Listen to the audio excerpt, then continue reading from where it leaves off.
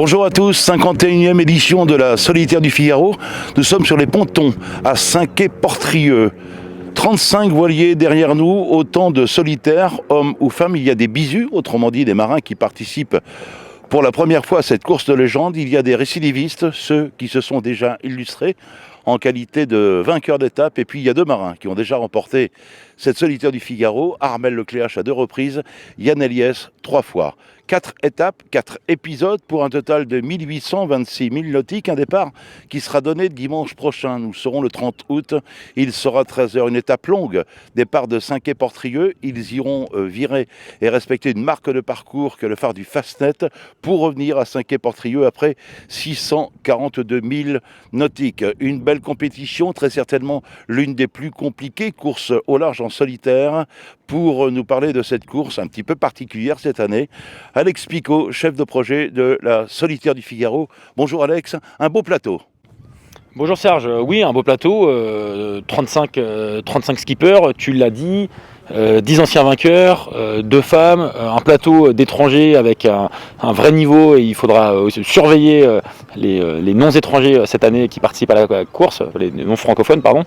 Et donc on a 2 beaux anciens vainqueurs, hein, bien sûr, Armel Lecléache, Yann Eliès, des figaristes qui participent beaucoup à la course, parfois pendant 10 éditions, 11 éditions, certains 15 éditions il me semble cette année pour Alexis Loison.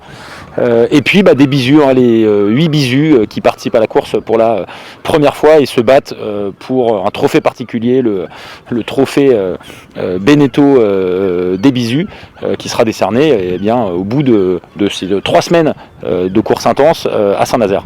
Ça a dû être un véritable tour de force que d'organiser cette année cette 51e édition compte tenu des contraintes sanitaires, Alex. Ouais, un défi, ça c'est sûr, parce que la problématique de l'épidémie de coronavirus rendait l'organisation de tout événement difficile. Et même si le cadre d'une course à la voile en solitaire, a priori, rend ça plus facile à organiser qu'un match de foot dans un stade de 80 000 personnes, eh bien, il reste que la volonté farouche qu'on avait de garder un vrai versant populaire à cet événement, avec des villages de course sur lesquels le grand public puisse venir au contact des marins et de leurs bateaux, c'était un enjeu de taille à mettre en œuvre. Village ouvert chaque jour de 10h à 19h, des contraintes particulières sur le village ? Alors forcément quelques contraintes, le port du masque bien sûr, en intérieur comme en extérieur, aux alentours également du village ici à Saint-Quay-Portrieux, puisqu'un arrêté municipal a été pris et celui-ci couvre toute la zone du port d'Armor. Il y aura un sens de circulation, des entrées et des sorties du village bien identifiées, bien sûr, et on demande aux personnes qui viennent nous rencontrer de respecter toutes les consignes qui leur sont communiquées et qu'ils n'hésitent pas à venir sur le site internet de la course afin de voir les consignes spécifiques au protocole Covid qui s'appliquent. Site internet qui peut servir également pour suivre la compétition. Tout à fait, comme chaque année, il y aura un certain nombre de moyens de suivre les marins une fois en mer.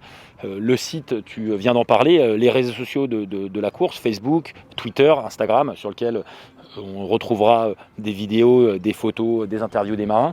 Et la cartographie, bien sûr, avec cette année une mise à jour hors départ-arrivée qui se suivra quasi en instantané, une mise à jour tous les quarts d'heure du positionnement des bateaux. Merci Alex Picot. Les marins sont prêts à en découdre. Parmi ces marins, nous l'évoquions tout à l'heure, il y a des bisus. Un petit peu d'appréhension très certainement. Violette d'Orange nous en parle maintenant, nous l'avons retrouvée. Bonjour Serge, bonjour à tous. Alors voilà, je suis à côté de mon bateau de venir. Donc c'est vrai que je suis la plus jeune et c'est une première fois à la solitaire pour moi cette année. Donc voilà, j'ai hâte d'y être. On n'est plus qu'à 3 jours, ça arrive très très vite et l'excitation monte petit à petit. Devenir ton partenaire, est-ce que tu peux nous en dire quelques petits mots ? Alors pour la toute première fois, je vais soutenir une fondation sur une course. Et c'est un immense honneur pour moi de soutenir les apprentis d'Auteuil. Donc cette fondation, elle aide tous les jeunes qui sont en difficulté. Et l'objectif, voilà, ça a été de trouver un nom qui avait du sens pour la fondation et pour tous mes partenaires qui soutiennent évidemment le projet. Et devenir, c'est un mot qui a du sens dans le sens où voilà, mon projet est en devenir, les jeunes en difficulté ont aussi un avenir et ça nous rassemble tous en fait. Merci Violette. Quel est ton programme sur les prochains jours avant le départ dimanche ? Programme, j'essaye de l'alléger au plus possible. J'ai un préparateur qui est là pour m'aider pour le bricolage, une personne qui s'occupe de ma communication. Et moi, mon objectif, c'est vraiment de me reposer, de dormir le plus possible avant la course et puis de commencer à travailler tout ce qui est météo et routage. Merci Violette d'Orange. Nous sommes sur le village de la 51e édition de la Solitaire du Figaro, toujours à Saint-Quay-Portrieux, à mes côtés, monsieur le maire de Saint-Quay-Portrieux, président du port d'Armor de Saint-Quay-Portrieux. Le week-end dernier, trophée des multi 50. Aujourd'hui, en ce moment, jusque dimanche pour le départ, et même un petit peu plus tard, la Solitaire du Figaro. Ça fait partie des ambitions nautiques de la baie de Saint-Brieuc et évidemment de Saint-Quay-Portrieux. Oui, Saint-Quay-Portrieux fait partie de l'agglomération Brieuchine. Et depuis 2 ans, nous travaillons sur ce grand projet Ambition Nautique. Ambition Nautique, c'est démontrer qu'on est en capacité d'accueillir de grands événements nautiques, multicoques, bien sûr, multi 50, mais surtout être la ville de départ et le port de départ de la Solitaire du Figaro. C'est vraiment une grande fierté pour notre territoire parce que c'est l'aboutissement d'un travail collectif avec l'agglomération, bien sûr, avec les services de la commune et surtout les services de la préfecture. Dans un contexte sanitaire un peu compliqué, il y a 2 mois, on se posait des questions et aujourd'hui, on est en capacité d'avoir réussi à accueillir l'ensemble des skippers le week-end dernier et surtout aujourd'hui les figaristes. Vous saviez que Saint-Quay-Portrieux avait déjà accueilli la Solitaire, peut-être le siècle dernier, mais à 3 reprises. Oui, et d'ailleurs, il y a 2 ans, nous étions la ville, enfin le port d'arrivée plutôt, puis ensuite le départ a eu lieu au port du Légué, qui est un port régional. Là, on est dans un port départemental, co-géré à la fois par le département et la commune, ce qui montre qu'il y a une cohérence et un partenariat. Et aujourd'hui, le fait que ce port soit accessible 24 heures sur 24, à flot, permet bien sûr aux figaristes et aux skippers de partir dans de bonnes conditions après s'être reposés et surtout de profiter de ce cadre remarquable.